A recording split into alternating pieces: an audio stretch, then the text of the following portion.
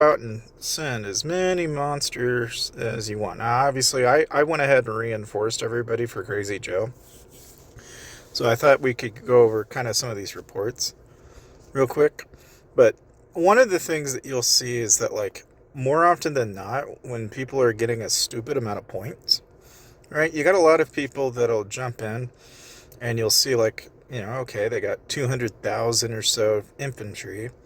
Like me, I had a mixed march, so they had 50K cross, and it all has to do with the fact that when you look at someone else and what they're sending, right, whether they're sending mixed marches, it almost always comes down to the fact that a lot of the points that you earn are going to be based on the number of kills that you're doing. And kind of like how in, like, even a bear event, right?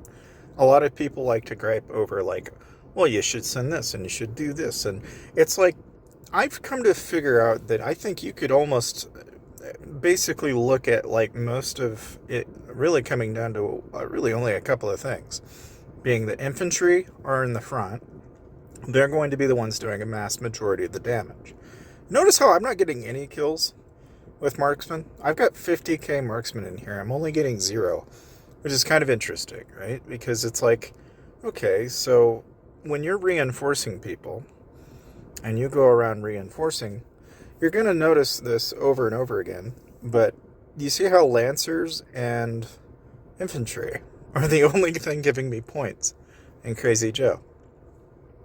I mean, this is like repeatedly, like over and over and over. Now, okay, here's an example where, okay, we have somebody that it's just them and they have really, a fair bit of everything, right?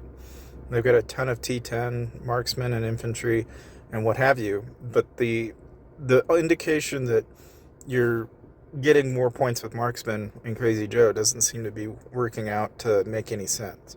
Like, I think by and large, you could probably make the case that you really should be sending 50% infantry and 50% lancer and not even bother sending marksmen when you're doing your reinforcements in Crazy Joe. I'm just making that observation from all of these reports that I did a lot of mixed marches and I did it at a lot of different places, and it's like, it just seems as though, like for example here, I mean, look at that. 1.5 million kills for a whopping, for a score anyway, is only going to amount to 9,000 points, right? But still, that's a crazy amount of kills. Now, if you look at somebody that scored higher, and I'm sure you're probably wondering, like, well, what did they have? You'll, again, notice that it's interesting because you look at it and it's like, okay, so why did that do well? Because if you look at what I sent, you what? And you can't help but wonder, like, what is different here? Because the amount of kills is proportionately about the same, and yet somehow we wind up killing more here and less over here. And I mean, my only observation from that is that where this is, a marksman led, it's not maxed out by any stretch of the imagination, right? But you kind of get the idea that maybe what it ultimately comes down to is like here, I didn't have the marksman that this person added into the march, and that made all the difference, being that I only sent 50k or so infantry and 36k lancers. I didn't have enough to fill the march, and so therefore I just didn't get the points, right?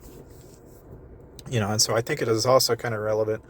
Obviously, if you're the base defender, it's going to change things differently. Like if you look at the HQ, okay, and again, I was just giving you base defenses, right? But now if you look at the headquarters where you send like a mixed march, whole different story, right? You've got lancers and marksmen now getting a stupid amount of points, and you don't see near as many, as far as like. Now, again, everybody got various different levels of kills, but you see where this becomes a little bit more like, oh, okay, that probably makes more sense. Like, the kill count is very much more heavily weighted in terms in favor of lancers and marksmen and not infantry any longer, which is kind of weird because you look at it and I mean, you still see this time and time again, where it's like, okay, Lancers are doing substantially better and Marksmen are doing substantially better because of the amount that they send. And it's just fascinating to me. Like, you can look at that and say, okay, so basically by sending fewer infantry on an HQ and then sending more Lancer and Marksmen, it makes sense. But when you're doing it on like individual castles, right, and you look at how it was playing out here, it's just interesting that, you know, obviously, like, if it was your base defense, you're going to get a lot of points, right? But you got to be looking at it from like, well, you're the guy joining and reinforcing. Now, like a lot of mine, I was sending mixed marches, so arguably, you know, in some cases that meant I was making, you know, a lot of points if they were by themselves, you know, and so like there I made a stupid amount just from having a mixed march. So I mean, it's not like you can say, okay, just send infantry and lancer. It's like it varies, it really does. Like it just kind of depends on who you're reinforcing in a lot of ways, because in every case that I've come across, it seems like you just don't really get the luxury of being able to just glance at it and say, well, yeah, that'll get you more kills. It just varies, you know, and I think it really comes down to lethality, really, if anything, being that, you know, whatever's going to give you the most lethality and wherever your marches are going to be going, it's ultimately going to be more pinned in that direction as far as Crazy Joe is concerned. But anyway, I mean, I just made that observation and I thought, well, you know, you might as well take whatever you can get. Now, of course, with all the rewards that came from it, I didn't get like crazy high level by any means, I don't think. I got ranking 144, so it's not like, you know, anything too great there. Championship, I mean, obviously, you know, you pick 2 lanes, win both lanes, and you get, you know, effectively the victory. We've always gone with 1 lane because we're not going to sweat the championship. We'll always have at least 1 lane. But if you want to get like technical with championship, the idea is always to try and win 2 lanes rather than 1.